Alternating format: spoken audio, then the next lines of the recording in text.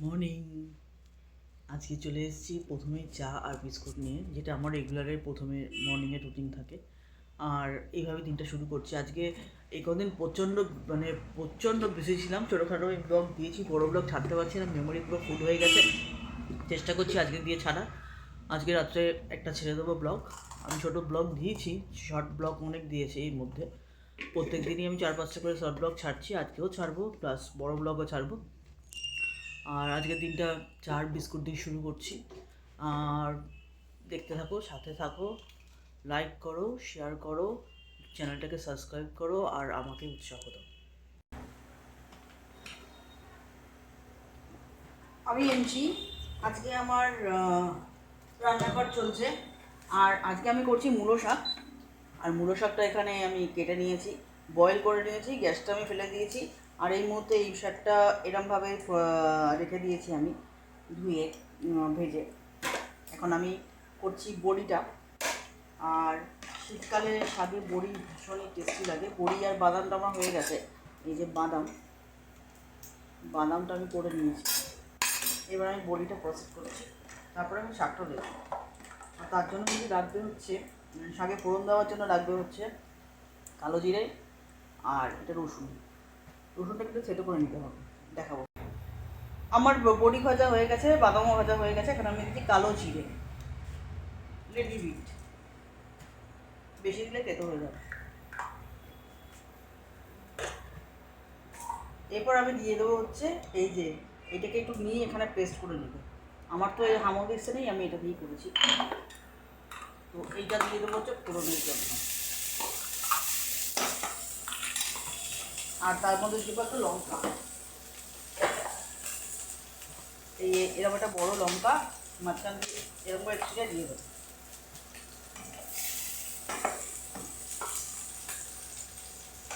এবার এটা ফোড়ন হতে থাক, একটু একটু ফোড়ন হওয়ার সাথে সাথে তোমার শাকটা আমি ঢেলে দেবো।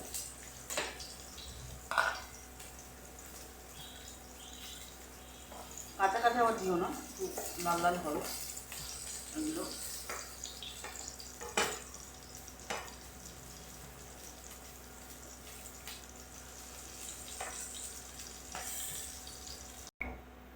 আর এই মুহূর্তে আমি দিয়ে দেবো, একটু লাল লাল হয়ে গেছে রসুনটা, আর ভাজলে হয়তো তেতো মেতো হয়ে যাবে। তো আমি এবার দিয়ে দেবো হচ্ছে শাক।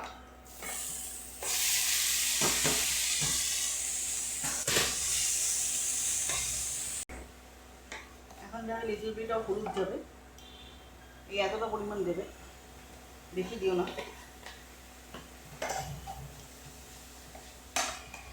তাহলে একটু হলুদের ঘুষা ঘুষা গন্ধ আসবে, ফ্লেভারটা ভালো আসবে। এতটা দিয়ে দেবে। আর একটু লিটল বিট অফ জল দেবে, বেশি দেবেন তাহলে একটু যে মানে শাক তো নিজের জল ছাড়ে, অল্প অল্প জল দেবে যাতে না পড়ে। এই ব্যাস, লাগলে দেবে, প্রথমটা একটু অল্পই দেবে, যদি পরে লাগে তো দেবে। তো আমি এখন কী করবো, আমি এখন পুরো একসাথে করে নিয়ে ঢেকে দেবো। 10 মিনিট পর জল লাগলে দেবো, নাহলে দেবো না। আশা করছি আর লাগবে না। এরকমভাবে করে নিয়ে যেহেতু আমি নুন মাখিয়ে ওটাকে প্রসেস করেছি, গ্যাসটা ছাড়িয়েছি, আমার নুন দেওয়ার এখন লাগবে না। তো আমি এখন ঢাকনা দিয়ে দেবো।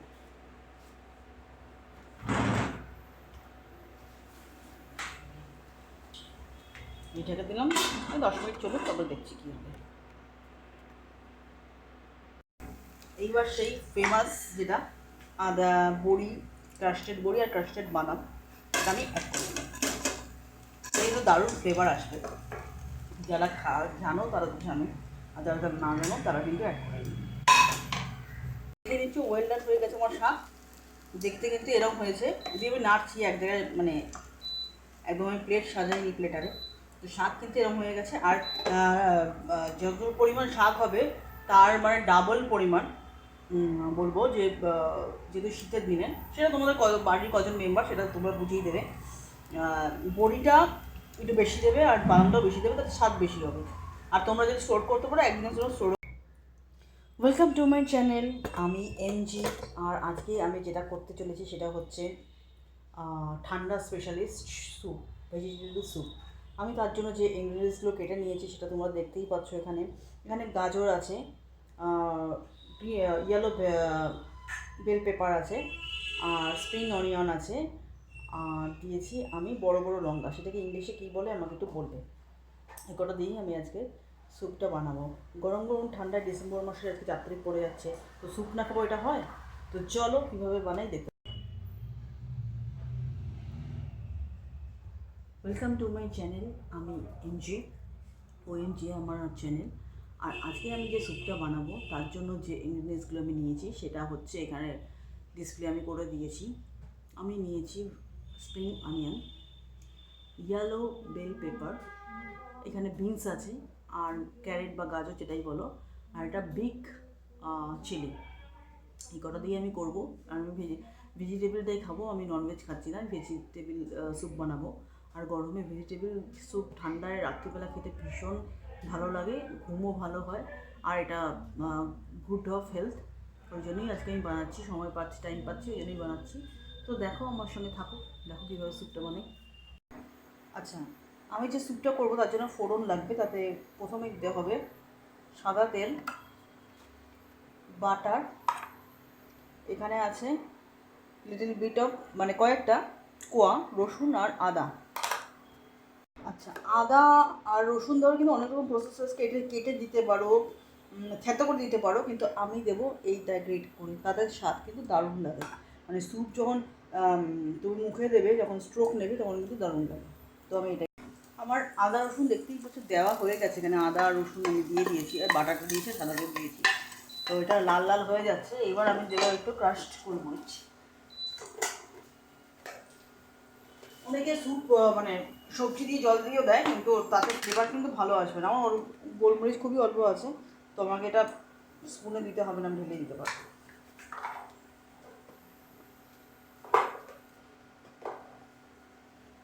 নুন আর চিনিটা আমি সবজি দেওয়ার পর দেবো। সবজির পরিমাণ যে হবে সেটা আমার নুনটা চিনি দিতে হবে, আগে দিলে হবে না। মোটামুটি এটা হয়ে গেছে, তো আমি এখন সবজিগুলো অ্যাড করবো।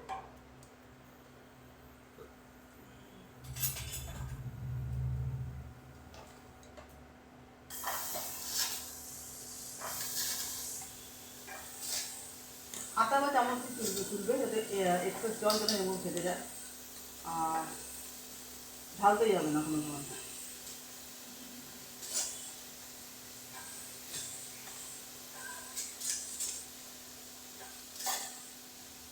যতটা টাইম লাগবে লাগবে, বাট এরকম আমি সব ঢেলে দিয়েছি এর মধ্যে, মানে সবজিটা।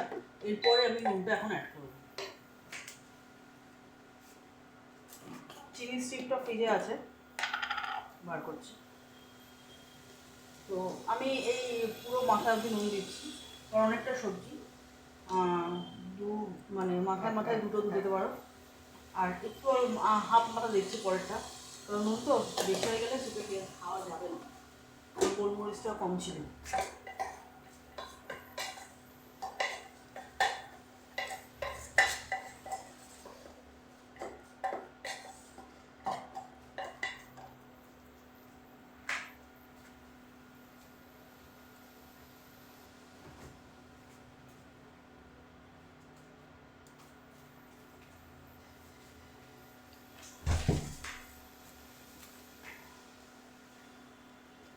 চিনি স্ট্রিপ নিয়ে এসেছি আমি, তো এটা পুরোটা দেবো না, অল্প দেবো, কারণ বেশি চিনি হয়ে গেলে যদি মিষ্টি মিষ্টি লাগে, মিষ্টি খেয়ে এটা ভালো লাগবে না।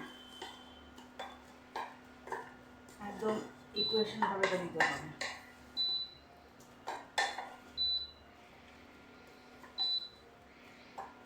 তো নাড়ানো হয়ে গেছে এবং জলটা অ্যাড করবো।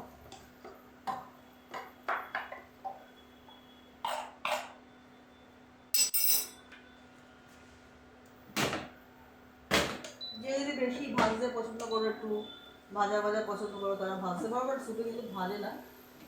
5 মিনিট নাড়িয়ে নাড়িয়ে 5 মিনিটও রাখে না, 5 মিনিটের মধ্যে মধ্যে জলটা ঢেলে দিতে হবে, কারণ এটা স্যুপ।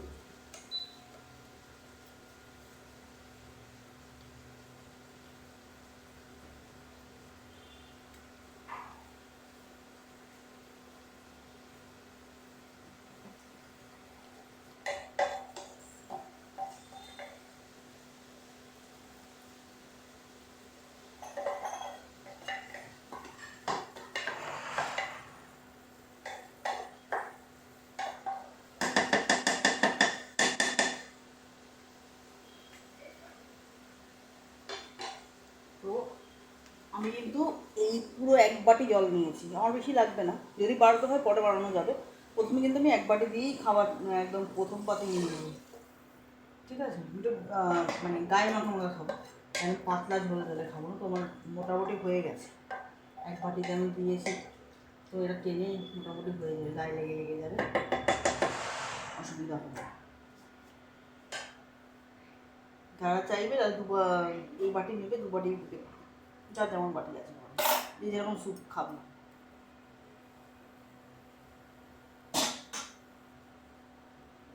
তো আমি এখন বন্ধ করে দেবো।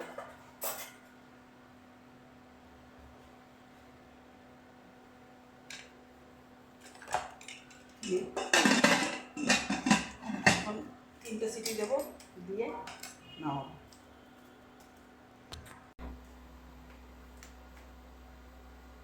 আমি এখানে মোটামুটি আমার স্যুপ রেডি হয়ে গেছে, আর এখানে আমি এখন অ্যাড করবো হচ্ছে এই কর্নফ্লেক্সটা, এই কর্নফ্লাওয়ারের ঘোলটা আমি এখন অ্যাড করে দেবো।